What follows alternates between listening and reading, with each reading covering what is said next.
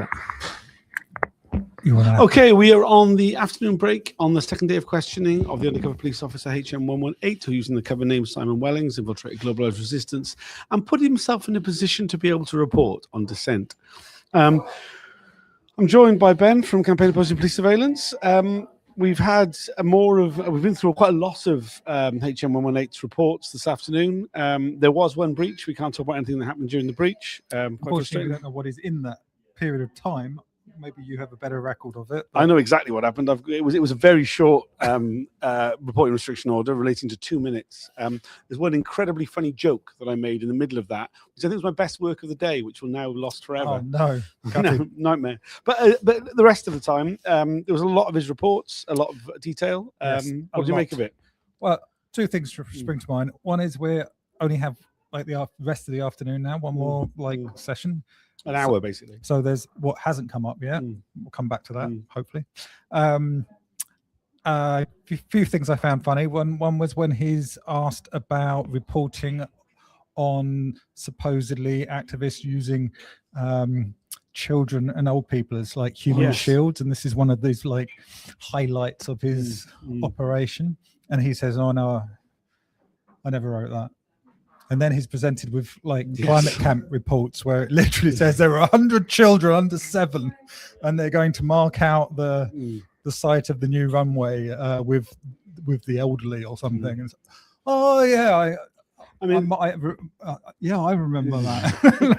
Yeah, we've had a few of those. I mean, there was one with his reporting on politicians. He said, "Oh, it never figured into my thinking because none of my reporting involved any politicians." And then we were taken to, I think, 7 or 8, maybe more, of reports which did mention politicians. I mean, in some cases it was protests against politicians, but the majority of them were like Tony Benn speaking at a meeting, views about politicians, Ken Livingstone appearing at a meeting. I mean, in some cases it was about like the way in which the essentially what he talked about yesterday when he said he didn't know what they were on about, Mike Dell was on about in the report when it said that he was doing political intelligence. And we saw one of his reports, which was very much literally political intelligence about the way in which the government's reconfiguring of its approach to debt was used in order to get the NGOs to be bought off and not do mobilizations for the G8 in Scotland.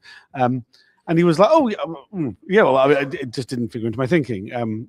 Just a nonsense the way in which he kind of pretended not to remember these things. Yes, I mean, he was also asked about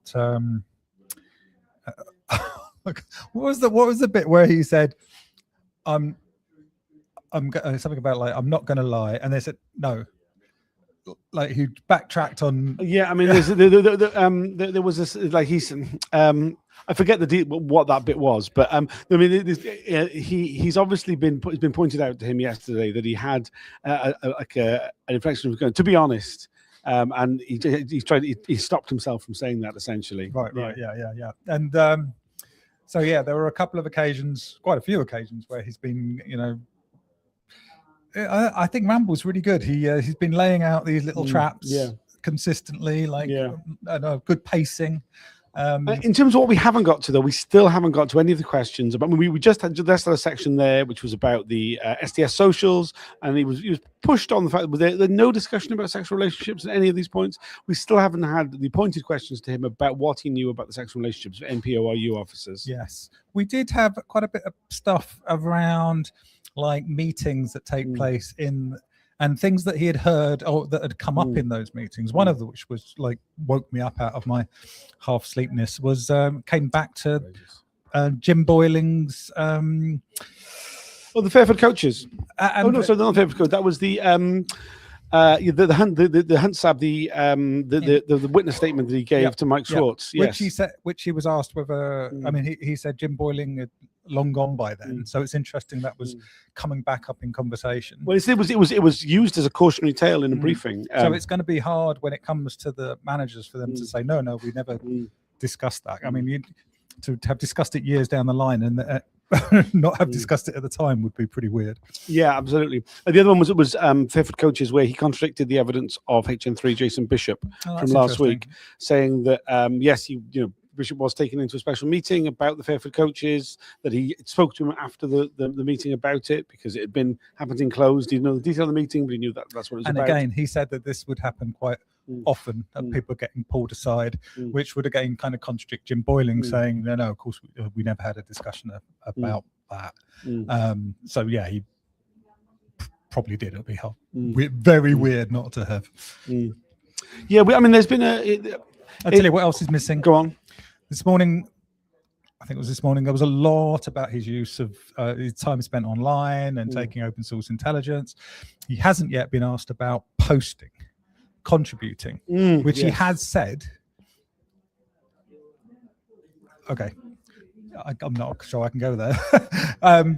Anyway, there's a whole issue about undercover cops, whether they are participating and contributing to the online discourse, and that hasn't been put to him yet. There was the claim in the document that was the joint statement addressed, where he is like a regular recognized contributor. He said that's bullshit. Everything in that document was bullshit, which it was. But he hasn't been asked about posting. He's says that he's joined closed groups, hasn't been asked whether he contributed to them yet. So that needs to come up in the next hour. Yeah, absolutely. I mean, I think there's a great many topics which people are desperately putting together Rule 10s for the further questions for him about. I really do hope that Don Ramble has thought that the NPORU questions would be a good closer for the day. I mean, we can only hope that it's going to be in the. I mean, I say we've got another hour left. I mean, that's because there's an hour and a half left technically in the hearing, but there will be a break before we get to see if what further questions are asked. It doesn't tend to be that long process, but it will certainly take up some part of the day. He's a funny character. I mean, he has been compared to David Brent by some of the people watching today. I mean, he is prone to giving a very long-winded answer to very simple questions, saying absolutely nothing. With very little content. Very little content. It's very much the Bob Lambert school of answering of questions. But what he manages to do quite effectively, I think, is give the impression that he's being candid and helpful, and then like it doesn't go anywhere. Yeah. And you kind of wonder, like, I was wondering whether it was worth putting forward our 10 questions to go back to the Jim Boyling thing, and then kind of came to the conclusion it's not worth it because he's just not going to provide anything more. Yeah, no, it's been I mean, like so many of these undercover officers, it's deeply frustrating the way in which they're kind of presented with information and like asked to like expand on it, and they go and just come up with a load of waffle or backtrack as they realize that they've kind of opened a can of worms, which they kind of because they had to say something, and now they've opened a can of worms and they kind of need to pull away from that. And usually they can do that quite successfully because the barristers haven't got time to keep pressing on something. They've got a whole long list and not enough time dedicated to them anyway. And this particular officer just 2 days. So yes, we have an hour and a half left. Loads and loads of stuff yet to cover. Yeah, deeply frustrating. It is only a short break, and I'd quite like to go to the loo before we go back in. There's just nothing sensible from the comments. Please do like and share these videos. It makes a huge difference to how visible they are. Is there anything else you'd like to add? No. We'll maybe catch up on the recap afterwards. Yes, yeah. I'm really hopeful that we will get some questions about the NPORU officers. It has been again frustrating. We've had a lot of questions that relate to things. With the witness being told not to go into things that are outside of the UK. But there was outside England and Wales. There was one question when he was asked if he'd ever been arrested, and he said, "I've never been formally arrested." That was very interesting. Yeah. Really, really interesting. Yeah, I think he admitted basically to being arrested abroad. Abroad, yes, literally arrested abroad, or maybe pre-arrested. I'm not sure if arrested formally. I mean, yes, we've all done that. Yeah, quite. I mean, well, we have actually, but I mean. Exactly. I mean, it was just in England and Wales, and he said, and no, possibly not formally arrested due to the presence of an undercover cop with us. Well, quite, yeah, absolutely. One comment there from Proud On. Thanks, Ben and Tom. Solidarity. Yeah, thanks very much. Solidarity to you too. Thanks for watching, and we'll give you a longer recap of what we've heard today, but at the end of the day. See you all then. Bye for now. Right.